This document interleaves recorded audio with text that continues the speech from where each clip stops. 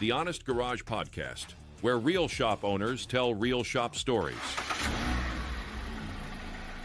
Today on the Honest Garage Podcast, we're talking with a shop owner who came into this industry from the engineering world and built his business around one big idea.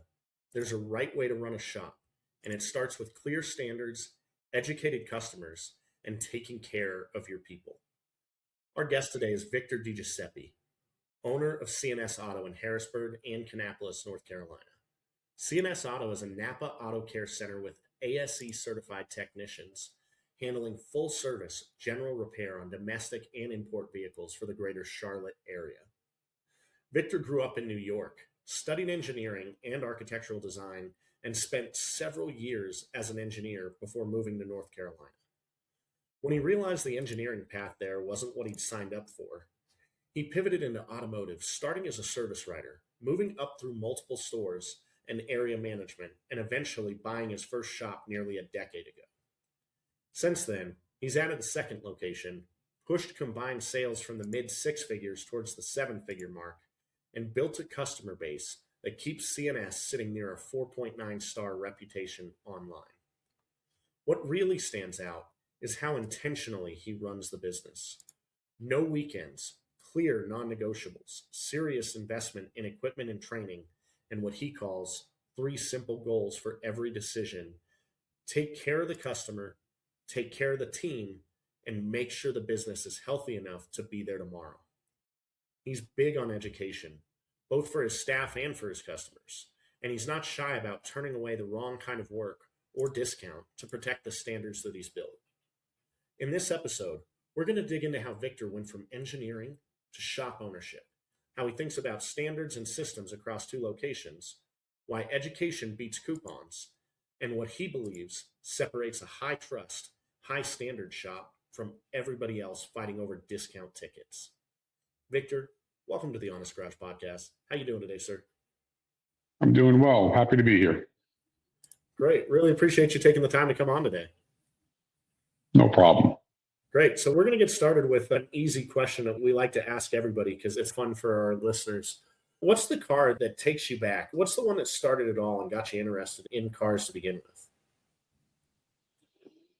Probably my sister's boyfriend's 79 Trans Am Bandit car. Okay. Excellent. I was just barely old enough to drive, and he let me drive it. And this is mid 80s. It was I don't want to say I didn't like cars before then, but ever since I drove that car, and I just thought I thought it was the greatest thing in the world. And I've always been into cars, all different kinds. Of course, we all have our favorites. But yeah, I would say that was one of the highlights of my youth with relation to cars. Yeah, that's great. I think it's always interesting to hear where it started because almost everybody in this industry does have like that one car that really got us like, oh, this is more than a place to get from point A to point B. This is actually pretty cool. And I think it takes that level of dedication to really get into the industry, or that level of excitement about it as beyond just a point from A to B. So I know you didn't grow up as a flat rate tech. You came out of engineering and design, moved to North Carolina, worked your way up from service writer to an area manager before buying the shop. Can you walk us through that journey? And what was it that made you just go, oh, this is how we need to run the shop, and I'm just going to go do it myself? Prior to me doing it myself, as we put it, I had the privilege and curse of working for big companies that had multiple locations. So it was a corporate structure that tried to manage their businesses from a different state, from people that probably had never been in the trenches and had to talk to a customer about a brake job or explain the wear on their tires to them in person. We were constantly managed by numbers, and that's not you can't run a people business, because this business is not really about money or cost, or people buy from people. And that's all. I'm going to say this several times. It's a simple business. And if you start trying to manage your business or run your business based on numbers, you're going to fail and you're going to lose people. You're going to lose customers. Just keep it simple. Take care of your people. And bigger companies kind of made it very clear to me how it should be done, but they wouldn't take the handcuffs off because the numbers don't justify adding another person to your payroll, because the numbers don't match it, their magical formula. And I've always been a believer in you staff for success. It's painful in the beginning, but then you could never have to say no to somebody. And it's expensive to do that. And that's just one of the things. There's many things that I did differently because they just do it wrong. And they constantly cycle through people. And that kills this business. Turnover kills you. What do you think the biggest decision that you made when you started your own shop was that was something that you weren't allowed to do at another shop or something like that? What's that one? What was the first thing that I got to do it this way? Oh, just because I had been doing it for a long enough period of time, I had a process in my head of how things should be done to cover all your bases, so to speak, how to write up a ticket and how to be very mindful with the notes you put on a ticket and communicating those notes to a customer and talking directly to your tech before you talk to the customer. And it's not one specific thing. I think it's just explain stuff to people that have to spend money on something they don't want to, like you would explain it to a friend of yours. And it is what it is. We didn't break it. We didn't buy the car. We didn't build the car. We use that phrase quite a bit. It's nobody's fault. So let's get past that. And let me show you how we can take care of your car. Unfortunately, it's going to be this much money and I'll do everything I can for you. But at the end of the day, it's broke. We can fix it. Let me do that for you. And this way you're safe. And that's just key. And you talk to people just like that. Just communication. If you communicate effectively and you don't lie, cheat, or steal, it's not a hard business. It really isn't. I guess that would be the summary of what I was saying. Just be clear. And if it's something you're not sure of, tell the customer, I'm not real sure. This is my educated guess. And just be completely transparent with them. It's not, you check your pride at the door, I guess, is the hardest thing for service advisors and people in this industry to do, because they walk into a room with all this knowledge that they think they have, and they don't need it. Just tell them what's wrong with their car, tell them how much it's going to cost and when they can get their keys back. And just assure them that you're going to take care of them like family. And then it's pretty simple. Yeah, I love that. And I think that it's easy to overcomplicate if you lose sight of how simple it really is. And one of the things we talked about on the prep call that really stood out, and we mentioned it a bit in the intro, was that you really have three simple goals or guiding factors that every decision really has to hit for you. You mentioned taking care of the customer, taking care of the techs, and making sure the business actually makes money. How do those? It's not just the techs, it's everybody, every employee. Yeah. Okay. Yeah, it's not just the technicians, because we do our best to tear down the wall, if you know what I mean by that, between the front and the back. Because in either of my shops, everybody's both places and there's no wall there.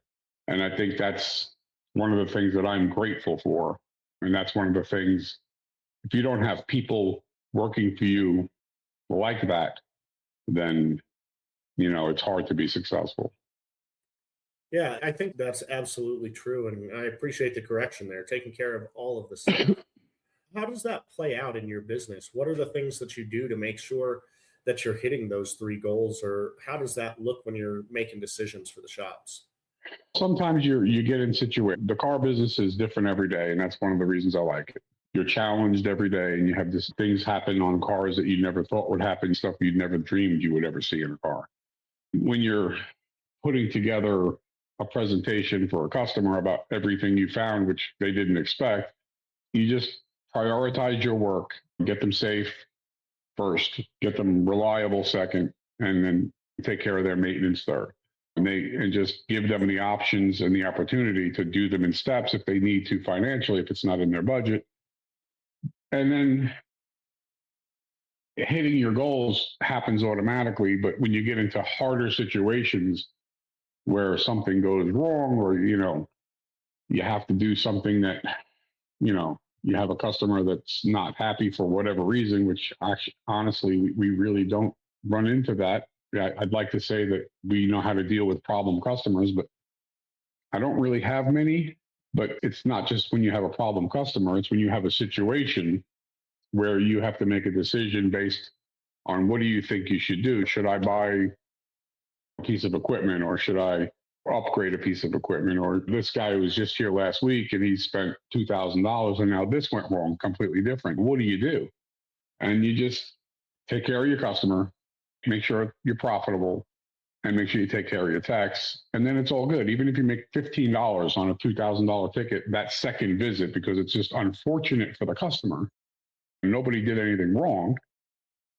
Yeah. But you want to take care of them because they're one of us. So you just do the best you can and you explain it to them. This is a $4,000 job, but you were just here. You spent this much money with me this year. Let me just cut it to my cost or a little bit above it so I can pay my bills. And that could take probably $1,000 off. Just don't tell anybody I did that. And you laugh with them and you just take care of them. You then have a customer for life and everybody in their 10-mile circle. You know what I mean? I love that thing that they're one of us. And I think that's something that people don't. It's easy as a business owner to get lost in the profitability of one ticket, but lose sight of the customer. Exactly. That's the problem. Without them, we're unemployed. It's really simple math. If they're not walking in our door, we don't have jobs and we have to go work somewhere else. So we rely on them, even if it's a low profit ticket, or you make a decision to help a customer, or you have your technician put a hole in the radiator doing a timing belt, or you just do what you got to do it right. It's not complicated. It's really not. And that day it's going to hurt and you're going to go home puckered a little bit. But in 3 months, when they come back for those struts that you recommended at full ticket, and that's what it's about. And their cousin comes with them with their broken down Silverado. And that's how you grow your business. It's slow, steady. You got to look ahead, not just at today. Absolutely. One of the things that you've touched all around it, but we haven't said the word yet, but it's culture. It sounds like you're building a culture within your shop. You mentioned tearing down that wall between the front and the back in particular. I'm curious how you actually facilitate that within your shops. What is it that the techs are coming up front for? What are your service riders heading back for? Talk to me about tearing down that wall. Well, it's just because we communicate, I guess, in our own special way with each other that people don't get to hear. And we're very clear with each other. And it's not about them coming up front and us going in the shop. When I'm at one of my stores, I don't even go in my office. I have a big, beautiful office with a cool chair that I bought when I got the store. And I never sit in it. I sit out in the shop because I'm yelling at them from across the shop, and our guys walk from the front counter to the back, and they go, while they're working on a car, if they don't have a customer, they stand next to them and bust their chops. It's just, we're all doing the same thing. We're all there for one reason, for three. We're all there for 8-10 hours a day. You got to get along. And we're talking about a very diverse group of people. And somebody said something to me many years ago, and it stuck with me, and it makes a lot of sense. A good manager, or a human resource manager, but a good manager is a person that has the ability to get various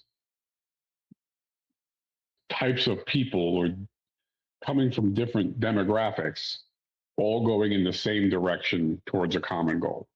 So you may have a person that's married with kids. You might have a guy that's single, or you might have a young kid. You might have an old guy. You might have a young woman. It doesn't matter who your employee is. Their lives at home are very different than mine, and from the next guy to the next guy.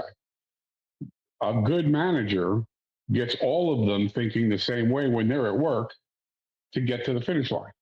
And that's what we excel at. I get texts from my guys, both shops, on non-work related things. One guy just bought a motorcycle and he sent me pictures of it on a Sunday. That's what you pray for as an owner, is to have your employees have that, feel that good that they can call you and say, hey man, I just bought this, or here's a picture, look, I just hit a mailbox, whatever.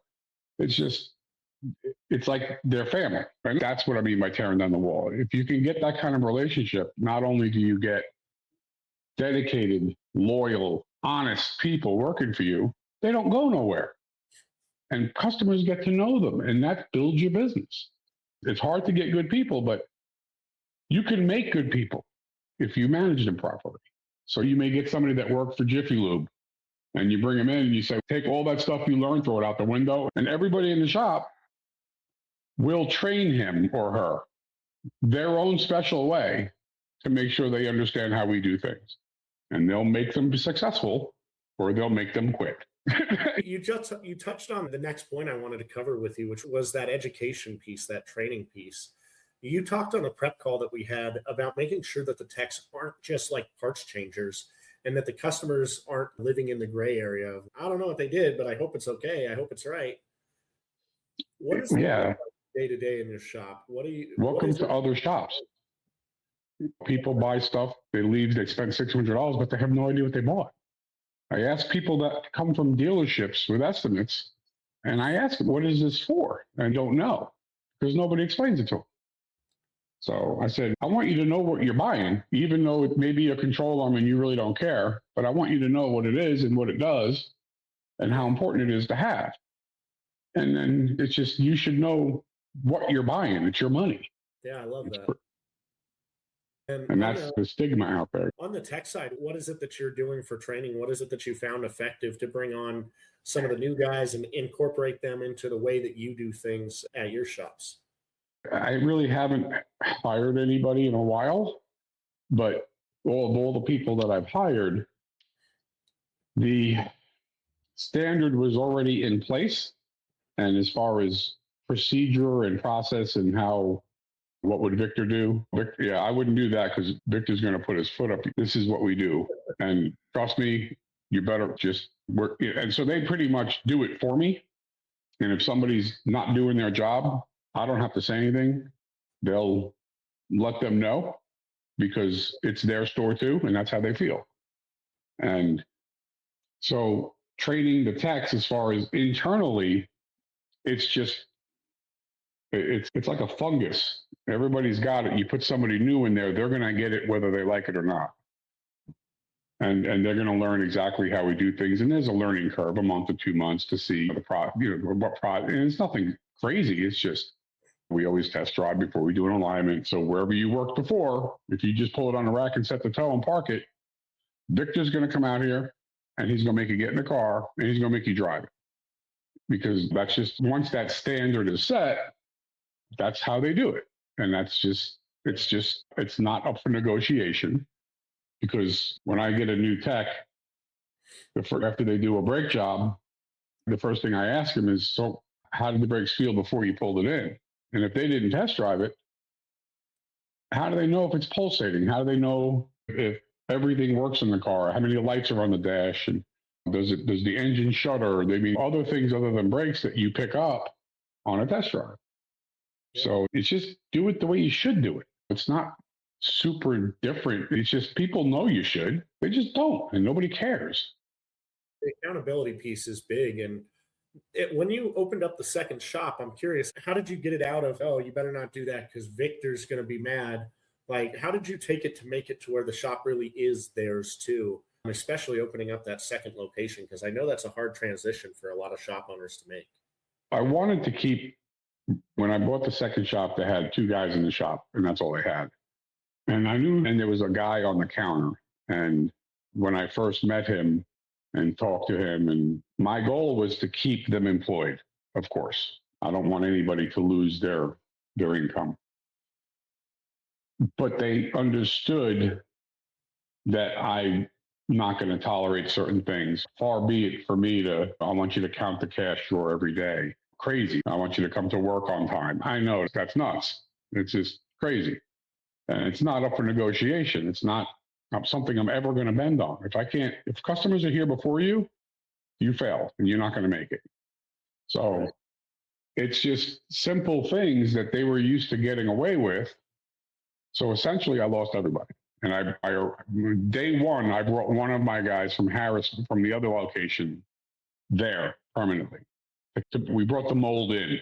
And then anybody that managed to stay, which there wasn't, and anybody I hired got to see only one way of doing it. That's how I just transitioned anybody new to that shop. And because I already had somebody that was on the program, so to speak, if that makes sense. Yeah. And I think it's easier to do it that way because you're not drawing out difficult conversations.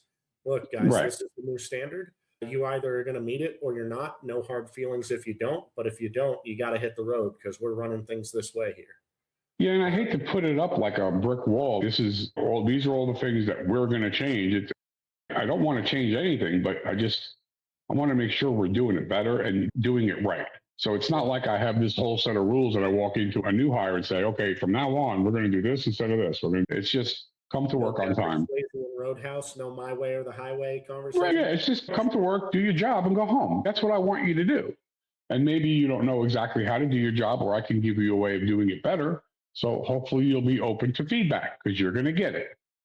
And then that's it. We'll leave it up to them. But yeah, I don't tolerate car salesmen and people scaring customers into buying stuff and technicians recommending stuff that's not true, or recommending an air filter when we changed it the last time they had their cars oil changed with us just because they want it. That stuff doesn't happen. It don't happen.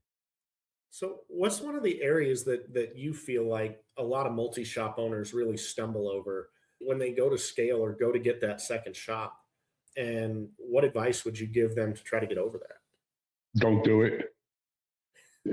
No, I don't mean that. It's nerve-wracking. After the second shop, it's one of those things. It's like when you get a tattoo, while you're getting it, you go, I'm never doing this again. But you give it a couple of years. I forgot how painful that was. Maybe childbirth is the same. I'm not sure. But you forget the anguish. But when it's happening, it's about overwhelming. So I don't think that answered your question. But what was your question? What do I recommend? Yeah. What do you think that a lot of shop owners really stumble over when they're trying to go from 1 to 2 or 2 to 3 locations? That's a good question. Employees, that's got to be the hardest thing because you're going into a building that obviously, if it's a current running business that you're moving into, that it has people already. Right. And they're already going to be apprehensive to a new guy coming in. So you have to overcome their fears as to what their job is going to be like with the new owner. That's probably the number one priority if you want to keep the people or try to keep the people that are currently there, which I would think everybody would want to do because finding good people is hard, especially in this industry. You don't want to buy a new shop or buy an existing business and have no employees in it because you won't have it for long. You bought yourself a very expensive job. So I would say that the number one thing that you need to be prepared for is staffing, for sure. And either you start overstaffing in your other stores prior to letting people know that they're going to move. And this way you have some candidates to step in and keep you open in case the people there don't work out. But going in without extras is going to be, because those people are basically on a very thin line as to whether or not, the minute they find out the building or the place is sold, they're looking for a job. It's just human behavior. So you got to convince them that it's going to be better for them. And I truly believe it is, especially if it's the same industry. Because I can honestly say that my people, every single one of them, is making more money than they ever have. And they're working less hours than they ever have. And it's a pretty cool place to work because everybody knows everybody and you've been working together for so long now. It's like brothers and sisters out there just ranking on each other. It's great. But when we're busy, I wouldn't want to go to battle with anybody else. They're the best at what they do as far as I'm concerned. And I know what they can't do. and they know what they can't do. And that's important. Yeah, we got to play the game within our own set of boundaries. Yeah, you got to be careful because you're going to get people that have been to 4 other shops already with their 78 LTD that shuts off on Thursdays.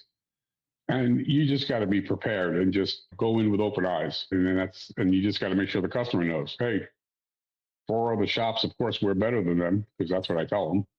I said, but just until we can't figure it out, I'll tell you. And that's it. Yeah, I think we all, as business owners, hopefully have a little bit of an ego to feel like our place is the best place and that we've hired the best team. And I think you have to have that mentality for that to become true. It becomes a self-fulfilling prophecy a little bit. I don't know if it's ego, but if you don't think that I'm a betting man, and I would bet that if you walked up to any one of my employees in a dark alley and said, do you like your job? Would you want to work anywhere else? And do you think we're the best at what we do? I think you're going to get the right answer for all 3 of those. And if they don't believe that, I don't think it's ego, then hopefully they've told you what they would change, because once again, keeping open communication, and you can make it so that they can answer those 3 questions. Hands down, yeah, this is the best place I ever worked. If I had a car, I would bring it here. You know what I mean? If I didn't work for the company.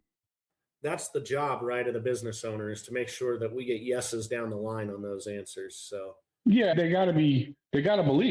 If they don't believe they're doing the right thing the right way, they're not going to last. So I have to think, because my God, none of my employees are going anywhere as far as I know, knock on wood, but I think they're bought in, and that's the key.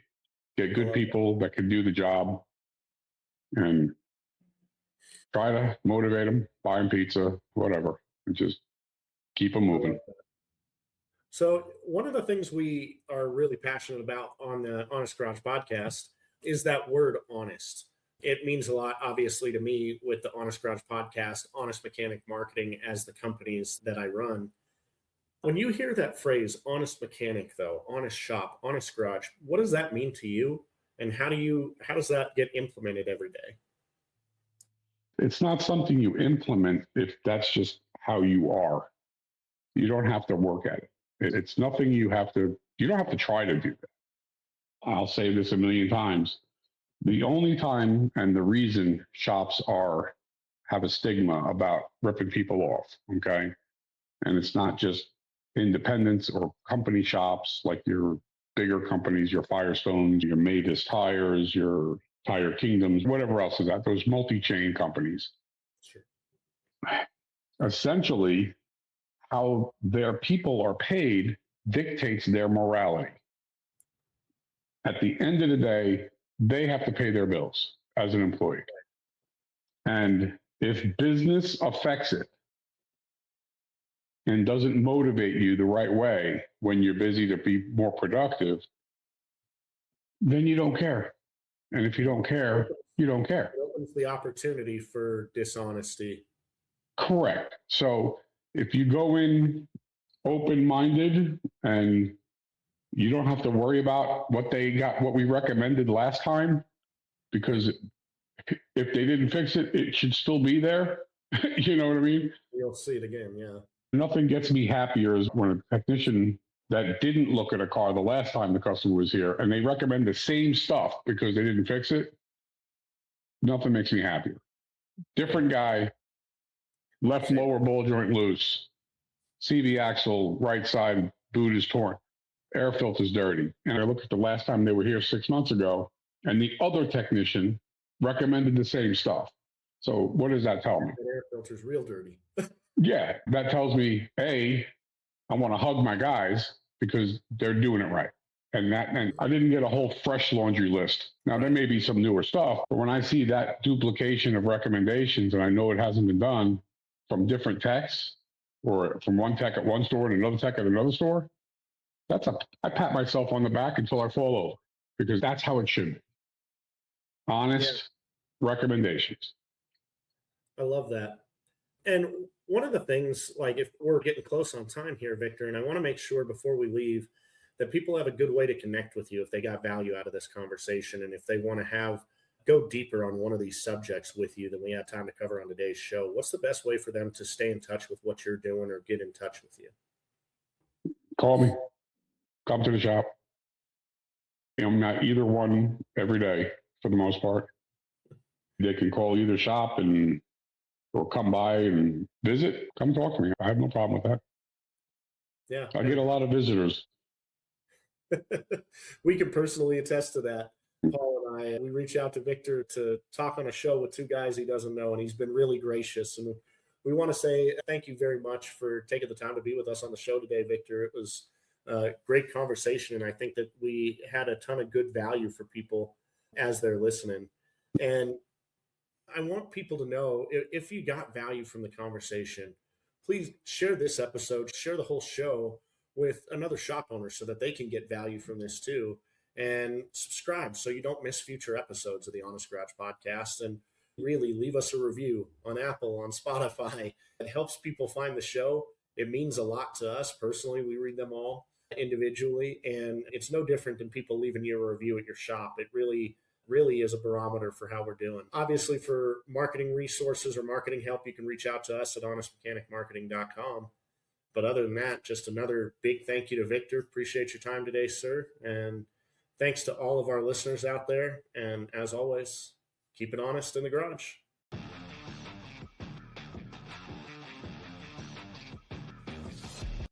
Honestly, if you're going to go from being a tech to an owner, you really need to know your numbers. That's nothing I ever had to deal with as a technician. And learning all that, your QuickBooks, all the stuff that goes into the behind the scenes of running the shop, of making the shop work correctly. That's where I spent tons of my time. The shop was open 8 to 5, but I would stay till. It's how you take care of problems that the customers see. It's not, everyone has problems, but it's how you take care of them.